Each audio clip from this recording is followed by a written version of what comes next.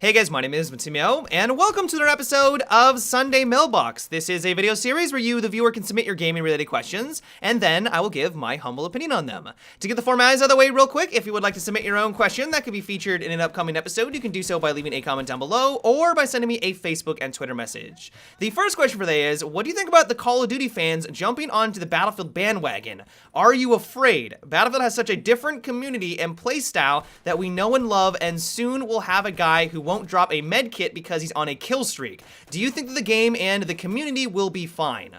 Alright, I'll be completely honest, this mentality needs to stop. Just because you play Battlefield does not mean that you're a better gamer. Just because someone plays Call of Duty does not mean that they're completely incapable of being a team player. This elitist attitude has been something that I've never liked about the Battlefield franchise. I've been playing Battlefield for about a decade now, and for some reason, every single time a new Battlefield game comes out, everyone's like, oh wow, this looks amazing. But this also might attract Call of Duty players because it looks so good. Oh no, they're gonna ruin the game for everyone. This makes us look like elitist assholes. I have to ask the question, when did you get involved with Battlefield? Was it Bad Company? Was it Battlefield 2, 3, 4? Because if that is the case, you probably played other games before that. Maybe you were into StarCraft. Maybe you love real-time strategy games, sports games, racing games. Heaven forbid, maybe you dabbled with Call of Duty and that was your main first-person shooter until you got involved with Battlefield. Wouldn't it have sucked if someone came up to you and like, wow, you played Call of Duty, or wow, you played real-time strategies? How dare you try to get involved with Battlefield? You're gonna ruin the game for everyone that's already here. No, of course not. You love Battlefield. It's a great game, and yeah, you may have sucked for the first couple of hours, you may have sucked for the first couple of days, but because DICE did a good job of explaining what you're supposed to do and that team-oriented actions is how you played the Battlefield series, you learned the system and you learned how to play, and now you're a Battlefield veteran. Why would you think that anyone else is not going to have that same experience when they jump into Battlefield 1? Like I said, this makes us look like elitist assholes. I think the best way to look at it is that these are gamers. They're your friends, they're your coworkers, they're your family members. Don't you want your friends to be excited about the new Battlefield game to come on over and play with you?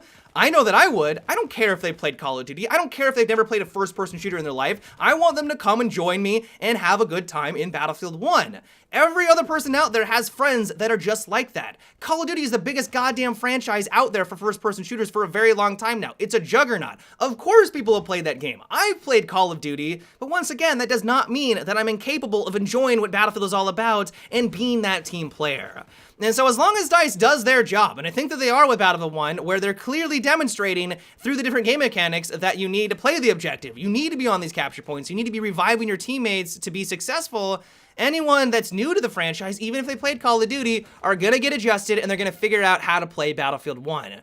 And so, nope, I'm not worried about this at all. I am not worried that newer players are gonna ruin the community or the game. And all I can say is that if you have this elitist attitude, is stop it. The next question comes from Christian, and it is, what do you think about an operator in Rainbow Six Siege that could deploy a bag of armor-piercing ammo for the team? If picked up, you could shoot through armored glass such as Blackbeard's shield and the viewports on the shields.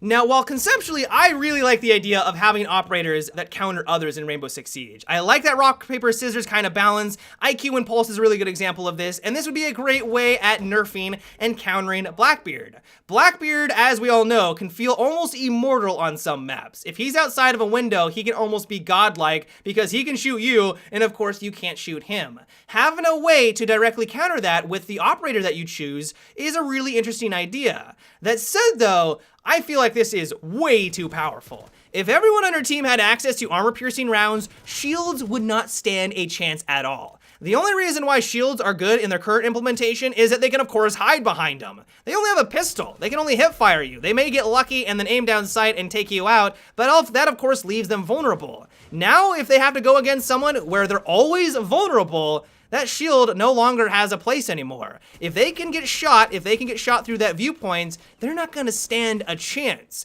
And so if you give this power to everyone on our team, while I like the idea of countering Blackbeard because he is very good right now, this just seems like it's pushing things too far. If they did decide to add in an operator that had access to these armor-piercing rounds, but only he had access to them, he couldn't give it out to his teammates, then I feel like that could be a little bit more reasonable. That way, if you fight against him as a shield operator, you know to run away. You know that this is a fight that you are not going to stand a chance with, and that would kind of balance things out. You give it to everyone, not only if the enemy doesn't realize that they have this armor-piercing operator on the team, would they not know immediately that they could get shot through the little porthole, but also it's just way too powerful. And so no, I don't necessarily like this idea. Maybe if it was only a single operator that had access to it, but they'd have to walk a fine line and ensure that they don't push things too far, because this could make all shield operators obsolete. The next question comes from Jacob, and it is, do you think that they should buff Sledge's hammer so that he can break through concrete walls in 3 to 4 hits like he does in his operator video?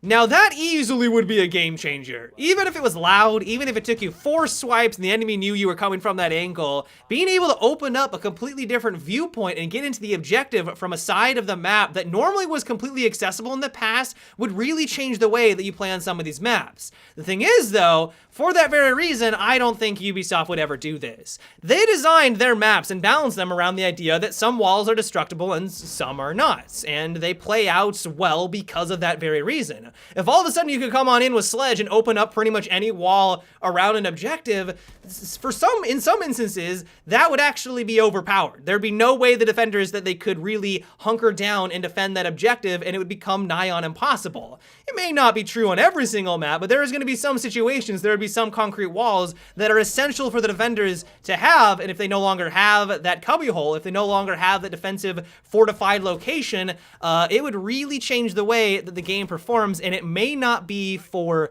the best. That said though, the part of me that just loves destruction loves this idea. I'm someone who likes when the enemy doesn't put up reinforced walls. I love when I'm able to play as Buck and shoot through walls with a shotgun and kill everyone inside with my little murder hole. I love using Sledge opening up holes. I just like destruction, and when everyone has reinforced walls everywhere and you can't do that, it limits one of my favorite aspects about Rainbow Six Siege. And so the idea of being able to open up basically everything with Sledge's hammer is really appealing to me, but I also realize why it's never gonna happen. And so while I'm right there with you, I love the idea, just don't expect this in the future for Rainbow Six Siege. The next question comes from Daniel, and it is, do you think that the current version of Battlefield 1, the Engineer, or the Assault class, is overpowered? With the wicked high fire SMG and the anti-tank grenades, watching gameplay, why play the other semi-automatic rifles?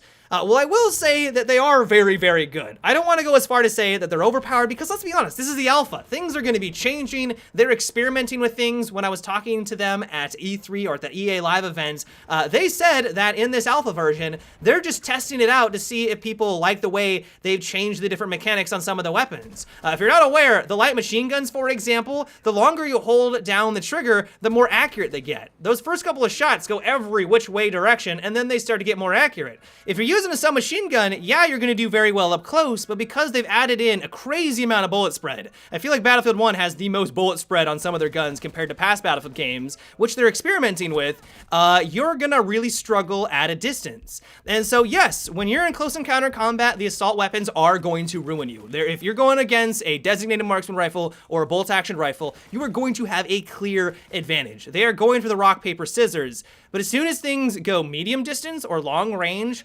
you're pissing in the wind at that point. You are going to be underpowered in those situations because you should be. Will assault be very powerful? Absolutely. You're the only real way to take care of vehicles, unless they change things when the game goes live. Maybe they're going to give TNT to support or to the recon class. If they do that, maybe it won't feel like a necessity. But if you're playing Conquest, you're going to see a lot of assault players running around because it is a necessity to take care of the tanks. Tanks are awesome, and if you don't deal with them, they're going to decimate your team.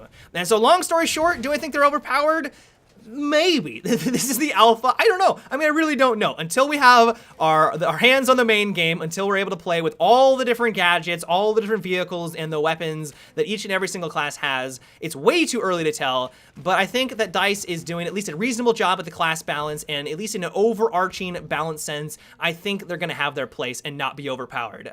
But yeah, guys, that is about it for today's Sunday Mailbox. I hope you enjoyed. As always, if you would like to submit your own question that could be featured in an upcoming episode, you can do so by leaving a comment down below or by sending me a Facebook and Twitter message. But until tomorrow, guys, have a good one and take it easy.